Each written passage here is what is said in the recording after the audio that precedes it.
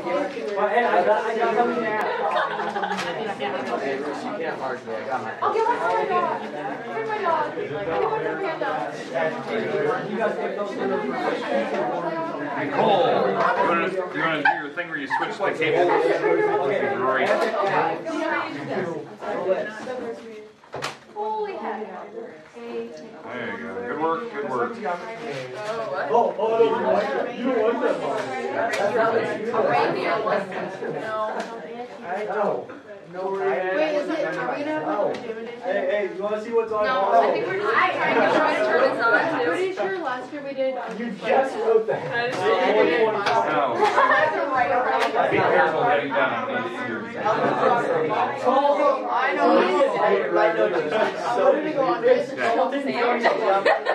Ew!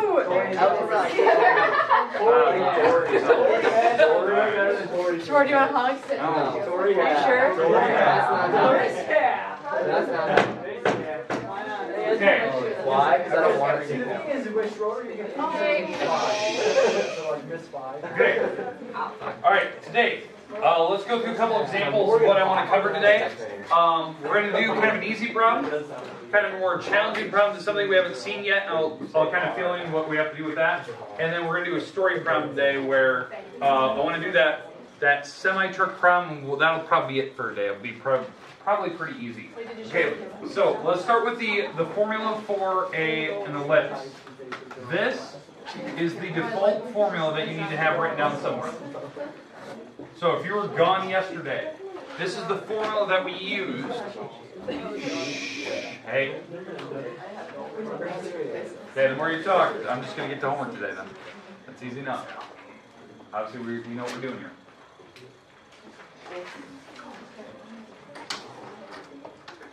So, for ellipse, this is the default formula. A and B can switch. What do I mean by A and B? The A and B here tells me which one is the major axis. A is always the longer number, or the bigger number, I should say. Not longer, but bigger. So what I mean by that, whatever number is larger on the bottom, that's the direction that we're stretching this graph. Now, how we're going to use this is the formula that we need to use. This is the select formula that we're going to use for to find the focal points, and we'll kind of talk about that. The C number, this number here, is the focus, or the foci, if you wanted to go plural. The A is the major axis number, and B is the minor axis number. So these are the three things we're going to use. So both of these formulas have to be used in tandem to actually draw what the sketch of the ellipse is. Okay. My goal here in the beginning, let's do an example of something very, very simple. Jay Keeneman, come to the office, please. Jay Keeneman. And then we'll get to the new stuff where we're going to complete the square and do my story problem that I started yesterday. And I want to show you kind of the what we need to do on that problem to see if it actually works. See if we can fit underneath the bridge. Okay, so let's start right in. I'm just going to pick a couple numbers. I'm going to pick different numbers than what we used yesterday, just so you can see this. So x squared over 25 plus y squared over, let's go with 64, equals 1. So this would be the problem that I'd like you to write down. We're going to try to graph this ellipse and get all the points of intersection, so where the major axis is, where the minor axis goes, and then the focal points. We know the center is going to be at 0, 0 for this particular problem. I'll explain that here in a minute with my next problem. And I'll explain how do I know it's at 0, 0. That's going to be coming up with the next problem. So we're going to introduce, if we were to slide this to a new spot, what would happen. So we'll discuss that, and I'll pick one of the problems right out of the book so you can see it. How this works is that the bigger number on the denominator, so the bigger number, that's my major axis. So which one is the bigger number? Yeah. 64. This is 64. This is my a squared number now. So I know that when you look at the formula, like Ward, you just told me a squared is under x. I told you that they could switch depending on which one's bigger. So on this particular problem, the 64 is my a squared, the b squared is the 25. So it looks like on this particular case, the major axis is along the y-axis. The reason why, the bigger number's underneath the y, so we're stretched more vertically. And again, how you find this out, you actually, like how you figure out the number, once you know your center, you actually just solve for a. If a squared is equal to 64, you just take the square root to the other side, and so this turns out to be plus or minus 8. And that's from the center. And we're going up and down because that's my y number. So from right here, we're going to go up 8. So that's to here, down 8, that's down to here. How'd you know that was 8 right away? And they go to 12s. So I just counted 4 up. Oh, it's like you did that very quick. Yeah. Question? Why did you switch to A? Whatever one's bigger, they can switch. Oh, That's what we discussed. So whatever one's bigger, that's always your A. Okay, now, for the B number, my B number is the 25, so it looks like B is going to be plus or minus 5. So from the right to left, on the x-axis, I'm going to go over 5 and over 5. And so it is stretched more vertically, as you can tell. I'm going to draw a rough sketch of this.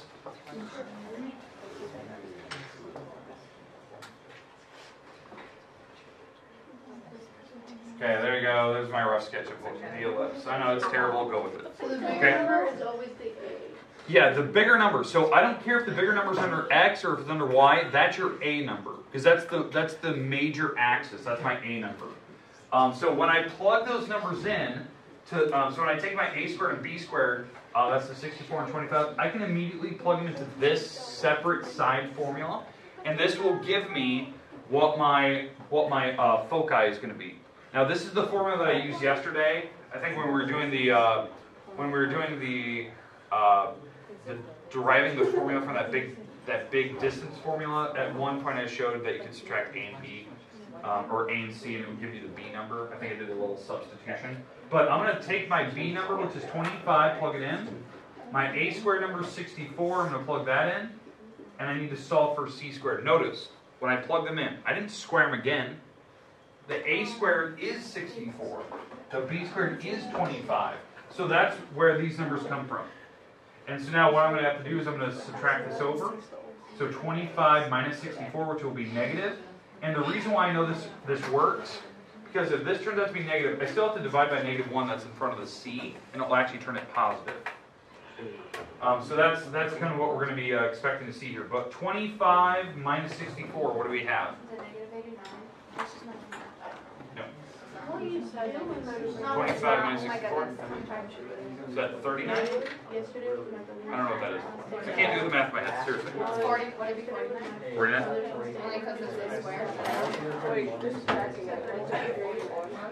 25 minus 64. 39. I was wrong.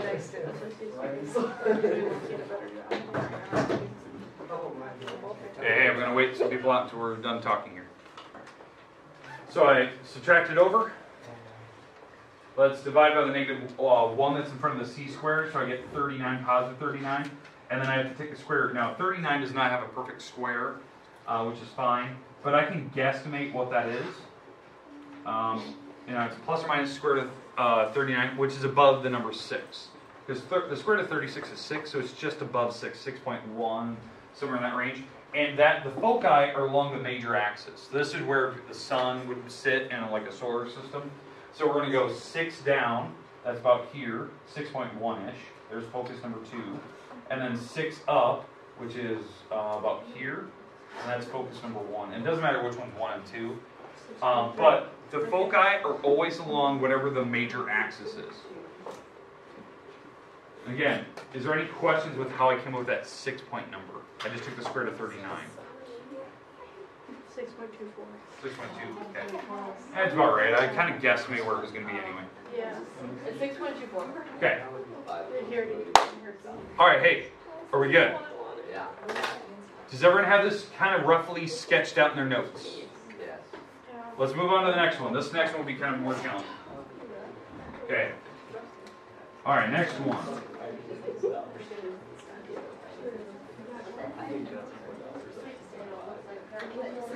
Wait, do we get homework today? All of you guys keep talking. Everyone shut up. We don't want homework, do we? All right. I love homework. Let's see. Somebody wanna be my guinea pig? All right, Nicole. Give me like a number from like 51 to 56. I don't really care. Just pick one of those.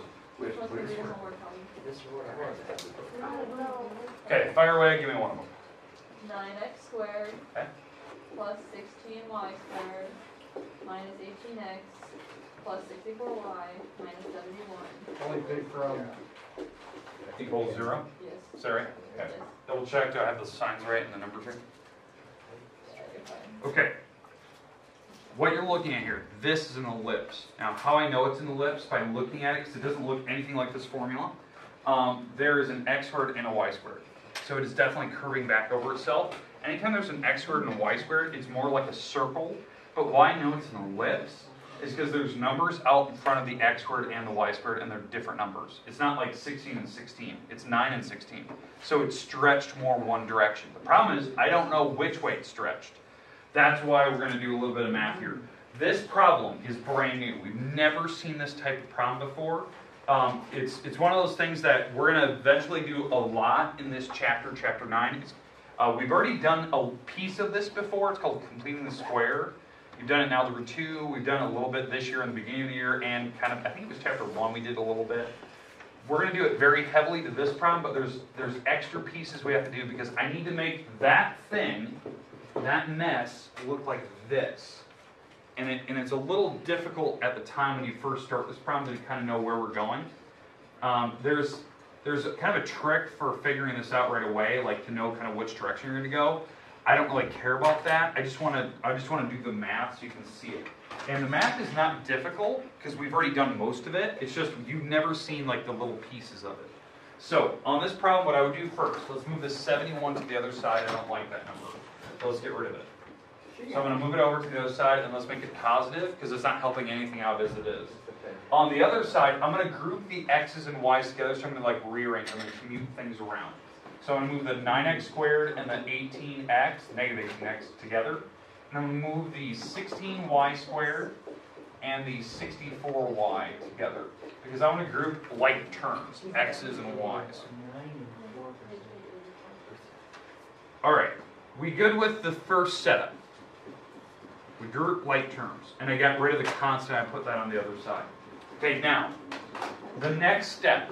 I'm going to complete the square twice. What I mean by twice, I need to complete the square for this one right here, and I need to go to the other one, the y's, and complete the square here. And I'm going to try to color code. So sorry if you're colorblind, but I'm going to use red and green. And we're gonna actually complete the square. Now, to do the process, I'll walk you through the steps here. You should be somewhat familiar with this, but if you're not, I'll kind of walk you through it. First step when you complete the square, if there's a number in front of the x squared or y squared, you have to factor that out first. So I'm going to factor out the 9 for this term here. So this is going to be an x squared minus 2x, because I'm dividing both items by 9. Now, if they're negative, you divide the negative out. Now, for the y's, what do I need to factor out? 16, because you have to get rid of the number that's in front of the square term. So I'm going to factor out the 16. So that's y squared plus 4y. That's taking 64 divided by 16, so it gave me 4. Okay, we good so far? That's the first step. That's how you start completing the square. We factor them out. Now notice, I didn't pull an x or a y. I just pulled the number that's out front. Then, we have to take half the middle and square it. So half the middle here is 1, and I square it, and that makes positive 1. Does that make sense? Yep. Half the middle squared. And what you're going to do is you're going to take that number times the number out front, and that's what I add to the other side. So half the middle squared is 1. I took it times 9, and that's what I'm adding over here. Okay, is there any questions with how I did that? Half the middle squared times the number out front, if there is one sitting there, add that to the other side. And it's always adding because we're squaring them anyway. We'll see negatives later. That'll be in like hyperbolas and stuff. All right, next. On this, we take half the middle squared. Well, that's 2. We square it, that's 4. And I take that times the number out front, which is 64, and that's what I add to the other side. Holy, that's going to be a big number. So again, how I did that, half the middle, which is 2, square, which is 4. We took that times the number out front, and that's what I added to the other side. Let's see, third of 1, trade 6. Should be what, a 144? Okay. Okay, we good? Did I lose anybody at any point? No. Okay, now, at this point, we should be able to factor this parenthesis apart. What do you mean by that? Is that this should be a perfect trinomial, so it should be x minus 1, x minus 1. And again, how I know that, it's always half the middle, that's what's going to be in the parenthesis. And then for the green term, if I factor that apart, it will be y plus 2, y plus 2. So y plus 2 squared. And on the other side, we have the 144. I believe if I added that right in my head. Yeah. Okay. Okay, we good so far. Now, we're getting closer to looking like this now. We're getting closer. The problem is I don't have a 1 on the other side. So I don't have a 1 over there. I have 144, so I'm going to get rid of that here in a minute. And the goofy part is I have numbers in front of the x and y. In fact, there's parentheses there, but I'm going to leave them. But there's a number out in front. These don't have numbers here. So I'm going to have to get rid of that, and that's the new step we've never seen before. But is there any questions on completing the squares at this moment? Okay, that should be somewhat familiar to you. I know that the newest part is coming up here. All right, next, I'm going to divide everything by the constant.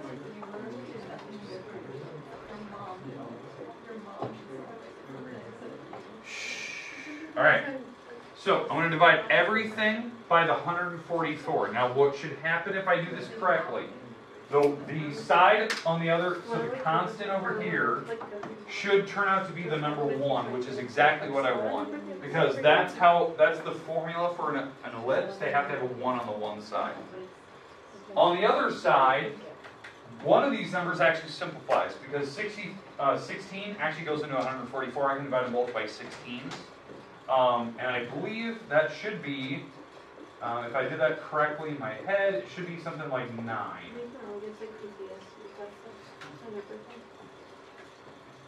So let me double check my math. Take 144 divided by 16. Because I divided both top and bottom by 16. Is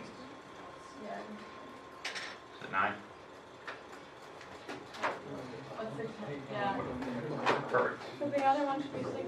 9. And then when I divide the other one by 9s, yeah, you get the other side should be a 16. 144 divided by 9 should be 16.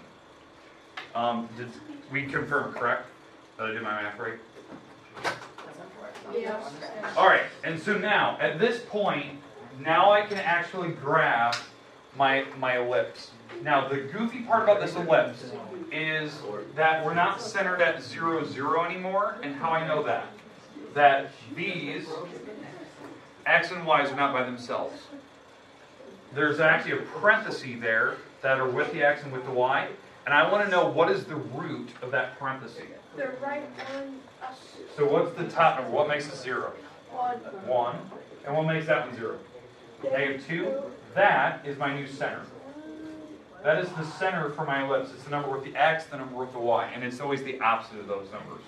So it's going to be the 1, comma, -2. This is the new center of my ellipse. It's the new center. And now from here, from this dot, I'm going to draw where the ellipse goes. So it is definitely horizontal, like I heard. The reason why I know it's horizontal, the bigger number is below the x. That's my a squared term. The b squared term is below the y, because that's the smaller number. So we are definitely stretched along the x-axis, because the bigger number is below x. So I'm going horizontal. And how you solve that, you solve for a. A squared equals 16. Then a has to be plus or minus 4. So I'm going plus or minus 4 right and left, because that's the horizontal number. So 1, 2, 3, 4. 1, 2, 3, 4. From the center. From where the center sits. Going 4 right, 4 left. Because that's the number below x. For the y number, I solve for b squared equals 9. So b has to be plus or minus 3, And that's, since it's below the y number, I'm going up and down 3 from the center. So it'll be here and here. So this is what my ellipse basically looks like as of this moment.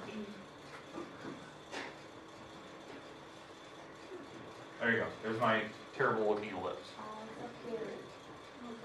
And the last thing I have to do, now that I figure out where my center is, I move my, my major axis and minor axis from the center. I have to figure out where the foci are. There's 2 of them. Remember, the foci are where like the sun would sit in the solar system. So I need to plug the a squared and b squared number in here. The b squared number was the 9. The a squared number was the 16. And I have to solve that. And I just need to plug them in the right spots. Remember, a is always the bigger number. A squared is. So I'm going to subtract this over. I get negative 7. I divide the negative over. And then I take the square root of 7. And I think we did a problem like that yesterday. 2 point something. Okay, so that means on the major axis, I'm going over 2 point something and over 2 point something. And this is where the foci would be sitting.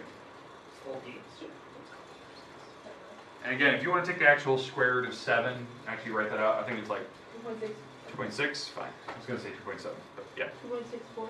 Okay.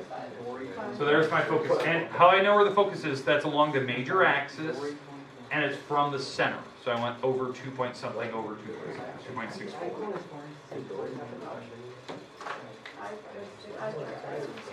Okay, questions, comments about completing the square? No. Now that is brand new stuff. I know that's tough to look at. We have never done something like that before, but I thought it was kind of worth a look. Yeah, it was.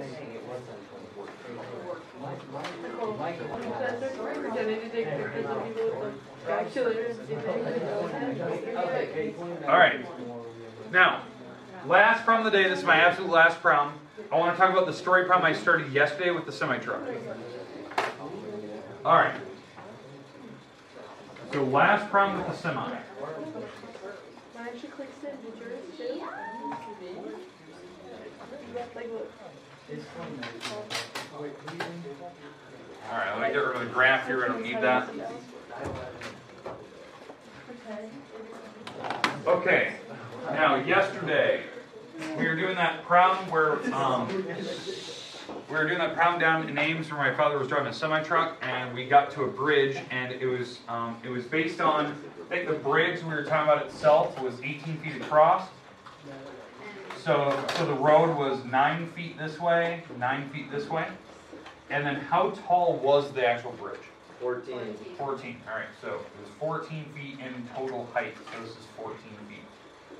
Okay?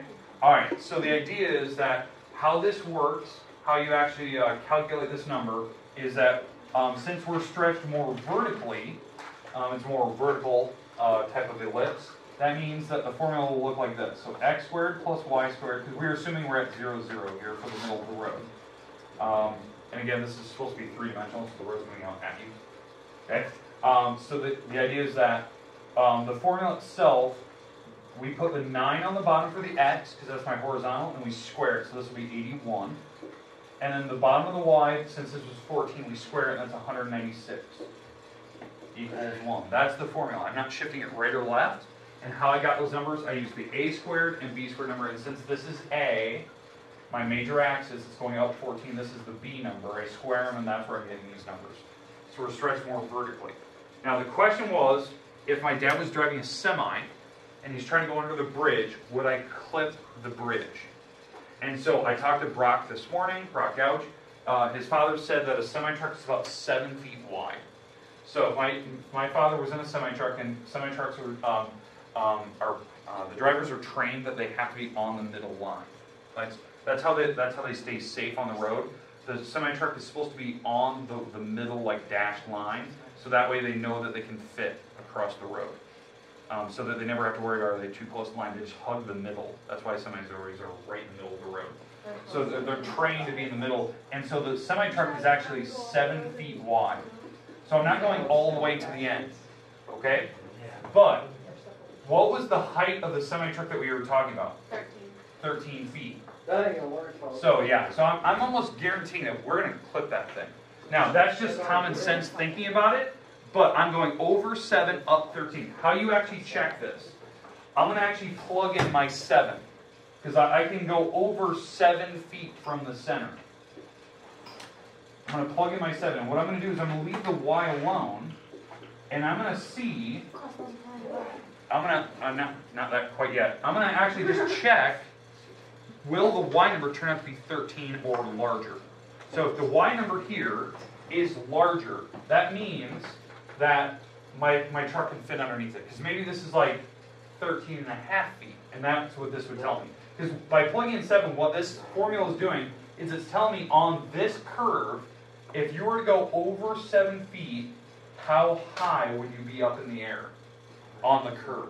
And that's what I want to know. Will my 13-foot semi fit? I'm betting not. So if we actually plug this in, this is 49 to 7 squared. Y squared equals 196 equals 1.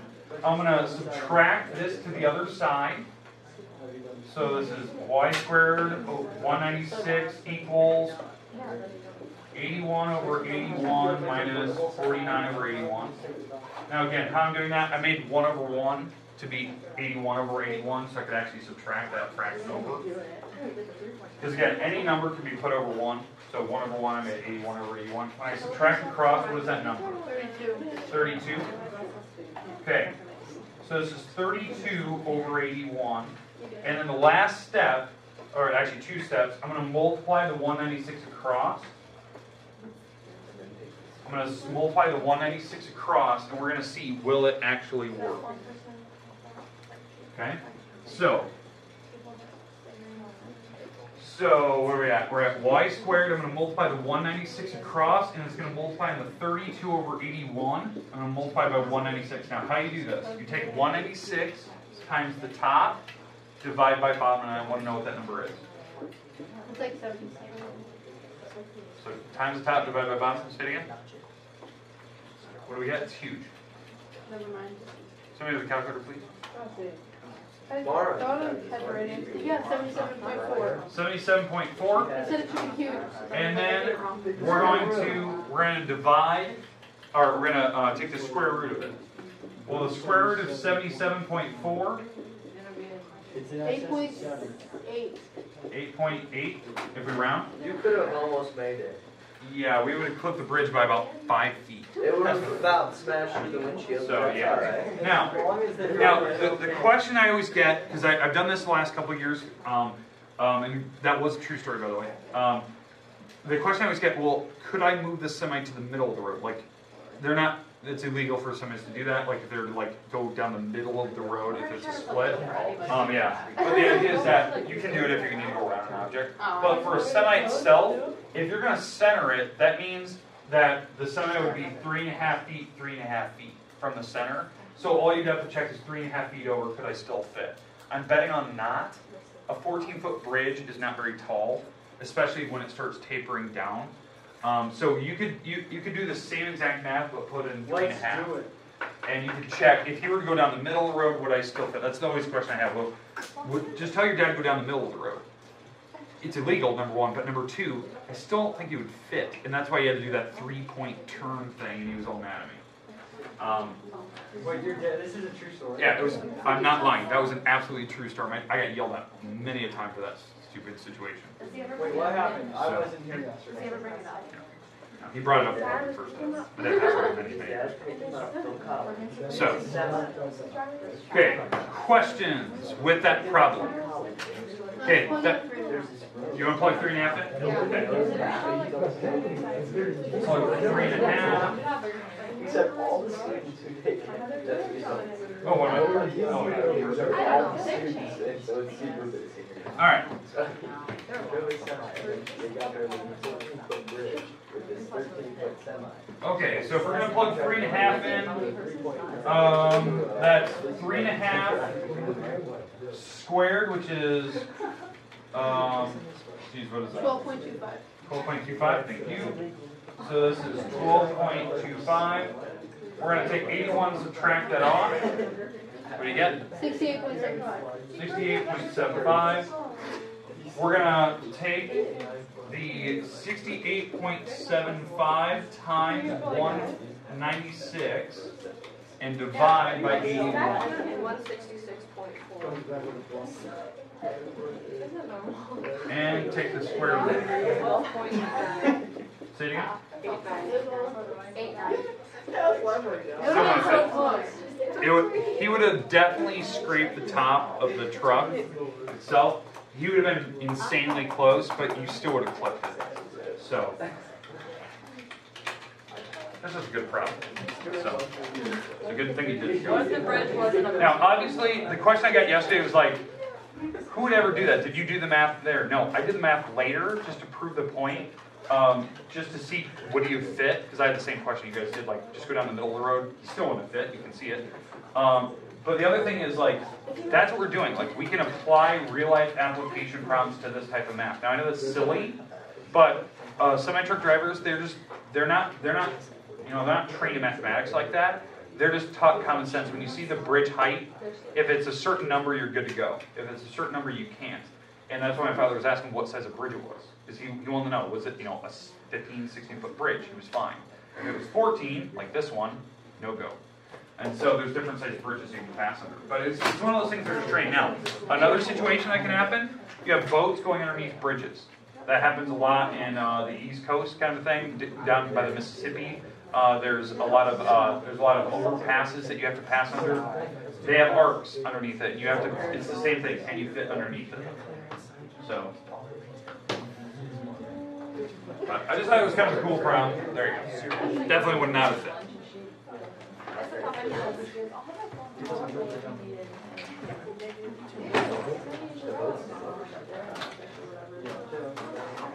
Are we ever gonna do chapter 10? What is chapter 10? Sequence, induction,